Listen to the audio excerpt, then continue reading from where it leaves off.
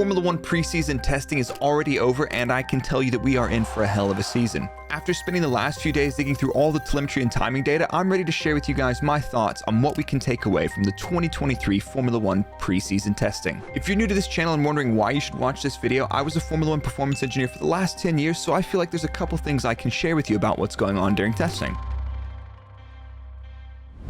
In terms of overall pace, the cars in winter testing this season are already faster than Bahrain qualifying last year. We've had an entire year of development, with many of the teams starting off last season overweight. They are probably now approaching the legal weight limit. So teams have been busy finding lap time in the wind tunnel, and they've also been spending money shaving weight off their car. But some of the teams probably saved a little bit too much weight in the wrong places. The field spread in testing is also a little bit closer than it was last year, so we might be seeing a little bit of performance convergence already. Don't get me wrong, I think a few of the teams out front will be quite a ways out front, but the midfield is getting very close. So as a comparison, here's last year's testing time evolution, and here's this year's time evolution. I'll say it again, it's only testing, but I think this is a good sign. Now, I know that you want to know which team is going to be the fastest, but we've got to start with the bad news first. Who struggled in testing, and what could this mean for the start of their season? And I just wanted to add that if you click the thumbs up button below this video, your favorite driver might have a fantastic first race. Now, it's hard to say from winter testing, but the two teams that struggled the most with mileage were also two of the slowest teams on the timesheets, Alpine and McLaren. Now, obviously a lack of running prevents you gathering data, but also prevents you finding more performance from your car. But there's some indications that this might have been a bigger problem for McLaren, but less so for Alpine. Now, McLaren's low fuel runs didn't look spectacular, and honestly neither did their high fuel running. And maybe as a bit of an explanation, they have reported in the press that they are struggling with the efficiency or drag level of their car, which stems from a development or simulation problem, and it's not really clear how long it's going to take them to remedy that.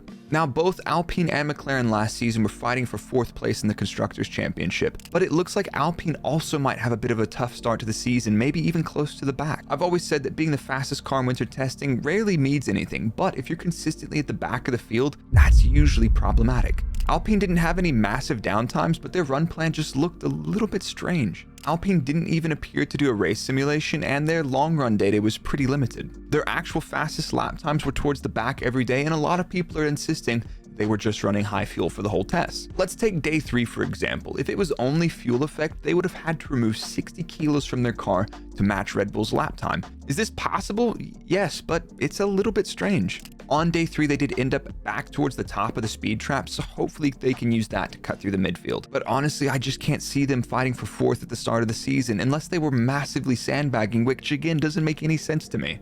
And as for the Williams, I really don't have too much to say about them. They got a lot of laps in, but they seem to be at the back of the midfield. Their single lap pace and race simulations didn't look fast either. Now, hopefully Williams can continue to develop their car, but for the first couple of races, I see them on the back couple of rows of the grid. Now we move on to the impressive part of the midfield, and I really can't tell where these two teams sit relative to each other. Both AlphaTauri and Haas got a lot of laps in, but they seem to be firmly planted in the midfield of this grid. And it's actually pretty difficult to say from the high fuel data which team looks more impressive in a race stint. From day 1 and day 2 across the morning and afternoon sessions, these teams appeared to be in the same ballpark in terms of pace and degradation. I think it could be close at the start of the season between these two teams, assuming Magnussen can keep his front wing end plate from disappearing on him. I think the biggest concern for both of these teams is, will they continue to be able to develop? At the end of the last development cycle, Haas appeared to be way off the back in terms of pace, and I'm just not sure if that's down to cash flow or other resources in the team. So I think we should definitely keep an eye on these two teams, but I will say they're probably towards the back of the midfield. Now, Alfa Romeo is a really interesting one. With the exception of day 2 when Zhou topped the timesheets on his qualifying simulation, they were just kind of minding their business for the entire test. And when I say that, it means I think they just had a pretty normal test program. Now, my gut feeling is that on day 2, Zhou did a qualifying sim with relatively low fuel. Now, I know a lot of people say teams will never show their true pace in testing, but there are actually some benefits to running very low fuel in preseason testing. I've seen this in the past. You spend the entire race weekend setting up the car around 30 to 50 kilos. Then as soon as you drop the fuel down to, let's say, 10 kilos or less, you notice some very weird limit behavior with the setup. Bahrain low-speed corners at high grip late in the sessions are notorious for causing inside wheel hop. This inside wheel hop is a pain in the ass for drivers, and it makes the balance of the car very unpredictable. And this is one of the main reasons I'm still baffled why Alpine didn't do any proper low fuel running. Now, Alfa Romeo's long run pace looks pretty solid. Depending on the compound and time of day, the DEG looks competitive, but their pace is a step ahead of Haas and the AlphaTauri. I think Alfa Romeo is going to have a strong season in the midfield, but probably not as strong as Aston Martin. And if you're wondering where I get all of these charts or how you can see more of this data, I publish all of this stuff over on my Buy Me a Coffee page. If you're a bit of a data geek or you just want to learn more about Formula 1, there's a lot of great stuff over there for free, and there's even more stuff for members. You should definitely check out the link in the description below. But back to Aston Martin, most likely the dark horse in the 2023 championship. At the end of day one, Alonso was P2, just 3/10 behind the Red Bull of Max Verstappen. Being the fastest on a single day during testing is rarely impressive, but they were up towards the front end of the midfield every day. Now, on one hand, we have performance runs, and on the other hand, we've got high fuel runs or even race simulations. And these are kind of hard to fake good performance. If it's a full race simulation, you basically have to fill the car and then you do hot stops to change tires like you would in a normal race. You can't really cheat that. And on day 3, Alonso's race simulation was, let's say, just a little bit more than impressive. During the race simulation, he had negative degradation, or in short, he just got faster and faster with each lap as the fuel burned off. Typically, the loss in tire performance each lap results in some degradation, but not for Fernando. And this is what it looks like in terms of lap times over a stint, and it will make a lot more sense in a second when I compare it to Mercedes. Now, as far as Aston's low fuel pace, it looks reasonable. I'm not sure in qualifying they'll be fighting for the front 2 rows, but definitely the race pace like that is something to watch out for. If they can move up to 4th or 3rd place in the Constructors' Championship, that will be a very impressive feat in such a short period of time. Now, Mercedes showed us their W14, which is still rocking a variant of their zero pod design. And if you're wondering, what is it about this zero pod? Is it good or bad, or is it even the main source of their problems for the last year? I did a whole video with a Formula 1 aerodynamicist explaining the entire thing. I'll leave a link at the end of the video after you watch this one. Now, day 1 for Mercedes looked like a pretty standard run plan. They were gathering some data and doing some setup tests. But day 2 was a very tough day for the Brackley squad. They reported that the car just lost a lot of front-end load overnight. Either there was a setup issue that they never detected, or there was something wrong with the front wing. But on day 3, they were back on the pace, just a couple of tenths off of Red Bull, so hopefully nothing major there. Now, last year, one of Mercedes' weaknesses was their top speed, and that's partly down to being down on engine power, but also the zero pod or total car philosophy being a little bit on the draggy side. So far during the test, they were towards the mid to lower end of the top speed range, but there's actually a little bit of light at the end of that tunnel. We've come to understand that they're running their high drag and downforce rear wing, and at the first race, they might have a lower drag configuration available. Honestly, Mercedes looks pretty reasonable in high speed, and their low speed performance is also good. The car just doesn't look as planted as the Red Bull, but we'll get back to that in a second. In terms of qualifying pace, I reckon Mercedes will be looking for 3rd row performances to start, and maybe sneaking a couple of 2nd rows. Their pace and degradation was one of the strongest, and if they get the right tires on the car at the right time, I think you'll see them taking points off of this next team.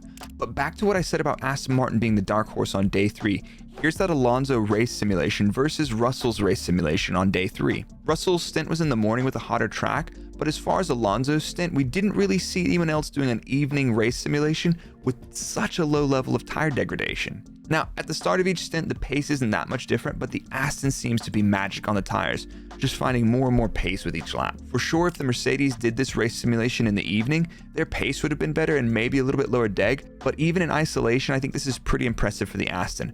But let's move on to the expected frontrunners. Despite watching all 3 days of testing, I don't remember hearing too much about the Ferrari. They seem to be another one of those teams just knocking out their test program and seemingly pretty relaxed. I think the red car is genuinely fast, but they might have a couple of issues that they need to work on if they're going to challenge for race wins. To start, from the limited race simulation data that we saw, their degradation doesn't look spectacular at all. Here's Ferrari versus Mercedes on day 3. Both of these stints were in the morning and were on a very similar time on the track, so the conditions should be comparable. Irrespective of the compounds they ran, the Ferrari looked to struggle quite a bit with degradation, especially at the start of these simulations, on the first stint especially. You can push quite hard and get faster lap times at the start of the stint, but you'll suffer higher degradation. Or you can ease into the tires, going initially a bit more slowly in an attempt to make the tires last longer with lower deg.